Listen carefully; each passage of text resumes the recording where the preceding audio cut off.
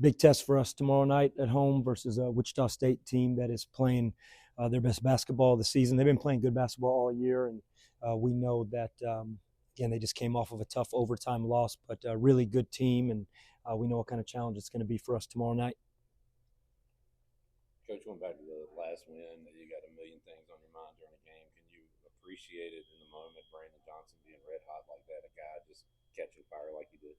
Yeah, sure, I can appreciate it. I want him to keep shooting. Yes, yeah, it was good. It was good for us as a team to shoot the ball well, and obviously Brandon sparked that. And those 4 or 5 days that we had leading into that game were beneficial. We did a lot of things, and Brandon worked really hard, and the whole team did in those prep days. And again, we said the bye came at the right time for us. Team you have familiarity with, played Wichita before, tough game was before. Do you have the same kind of game plan going into that? Do you know something a little different going into this one? How do you handle that? I mean, look, I know this. I think they're playing better basketball than they were. I think they're playing really, really good basketball. It was a rock fight in Wichita, 54-52. They have had multiple close losses where they have played really good basketball. Again, since that game, we've had one good offensive game, and that was the game we just had versus UTSA. So I think the fact that the game was when it was, I think both teams are playing a little bit differently on offense, maybe hopefully playing a little bit better, and we just know what kind of test it's going to be and challenge for us. Do you feel like you have a team at this point in the year that can win those different types of games, a rock fight in Wichita, have a shootout in San Antonio? I mean, I don't think we've had enough games where we have scored in the 70s or 80s to say, hey, we feel comfortable playing in that area. If somehow we shoot the ball better like we did the other day as the season goes down, or our offense clicks, and we're working on that every day. Believe me, we spend a lot of time working on our offense, and we did a lot of things that week leading into the UTSA game that paid off, and we've continued to do those things and continue to add, and all teams are evolving this time of year. So I can't say that I know we can play any style. Most of our games have been low-scoring games, but I hope and we are striving for our offense to be able to score 70-plus points. I think it gives us a better opportunity if our defense is strong. Back-to-back road games, you split, you go to two tough environments, you come back now to home games. What does it mean when those home games and conferences just to have that, just the good wins at home? Yeah, I mean, I think we have to really try and build a strong success rate at home, and we haven't had that this year in conference play to the level we like. We have, we have 5 wins, and we have 3 of them on the road in conference play. So that's a positive because winning on the road is extremely hard in conference, and I think that says something about our ball club. But by the same token, it's frustrating because we haven't been able to capitalize on some of our home games. Obviously, we've had a couple that have come down to the very last possession. But even with that being said, yeah, you need to take care of home at all times.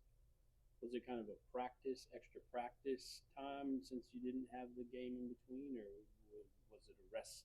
Was there more downtime? Are you talking about this week?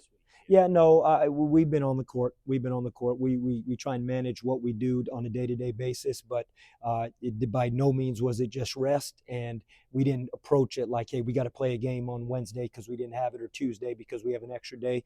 We have a game plan. This plan is put into months back, looking at sports performance, looking at their bodies, looking at what we're doing, time on the court. And then when you have an extra day, instead of a Wednesday game, you play Thursday, you plan accordingly, knowing that we play again on Sunday. When you look at the league, I mean, like we said, Wichita at the bottom of the standings would still have been playing better. Have you been surprised at the way things have kind of played out to this point? No, not surprised. Here's what I know, that their record has zero indication of how good of a ball club they are. And I know that for a fact. I know that from their talent, their coaching staff, and the program that they have.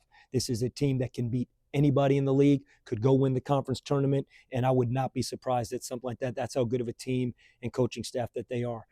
From that being said, I saw a statistic the other night watching a game in our league that 50% of the games in this conference have been decided by 6 points or less. 2 possessions have decided over 50% of the games. All that tells you is there's great parity in this league. Coach, Quentin Boudreaux's been banged up. How has he looked this week in practice and preparation for tomorrow? I think he's looked better. He's been in and out. He's not back 100%. He played in the Charlotte game, and it's not like he's been 100% in all of practices, but he's nursing a serious injury that he had back on January 2nd. And, there's days that he feels better, and there's days that it hurts a little bit more, and we'll see where he's at come game time tomorrow. At this point in the season, you hear about the freshman wall. A lot of your guys have been around. Do you notice any of that where the grind is kind of getting to them? How do you kind of push through that late in February and March? Yeah, it's a good point. I think you got to just try and push through. I'm hoping that the freshman wall, if we hit it, it was more in January, and that the guys are ready for the final month of the season. We're right in the thick of it right now. We're in the mix in terms of where we are in the standings and what's in front of us. And so, from a standpoint of the freshman wall or any wall from anybody, we have a lot of guys on our team that have played this time of year in meaningful games, and now that has to carry over. And if a freshman has to latch on to one of those guys and see what it means to play in late February basketball, because a lot of their high school seasons were just about ending this time last year, then that's what they got to do. But we're pretty open about talking about this stuff, about where this team is, where everybody's individual mindset is, and what we have to do going game to game. So we'll talk about it, and if guys are tired, they got to push through. Got a quick non-ECU, if you don't mind. Yeah.